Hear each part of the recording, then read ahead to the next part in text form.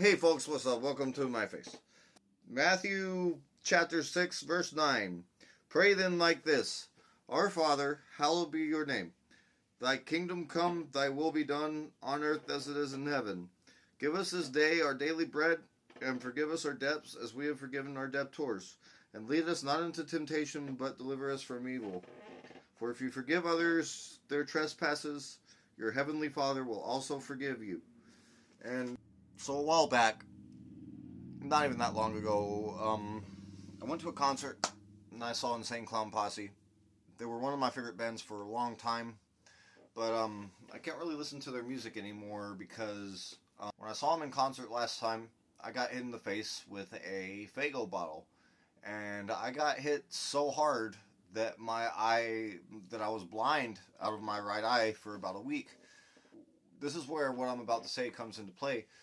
Because what kind of Christian would I be if I didn't forgive them? I guess I could sue, maybe get a lot of money. I mean, I straight up asked them for money. If they want to send me money, I'll take it. But like, I'm not gonna hold it against them if they don't send it. In fact, I'm gonna pray for them and hope that nobody else gets hurt. And I'm going to pray that they still get to go to heaven and that they find God again, or if that they get closer to God and maybe develop a little bit more empathy. Aside from that, I wish them well. You know, they had a huge impact on my life, and they make good music. I'm not going to recommend you listen to it because it is very vulgar and probably not conducive to your walk with Jesus. However, you know, there are parts of it. There's a time and a place for everything. Oh man, God's really on me today. I open up the Bible and it just happens to land on Ecclesiastes, which is what I was just going into. Ecclesiastes chapter 3. For everything there is a season and a time for every matter under heaven. A time to be born and a time to die. A time to plant and a time to pluck up what is planted. A time to kill and a time to heal. A time to break down and a time to build up.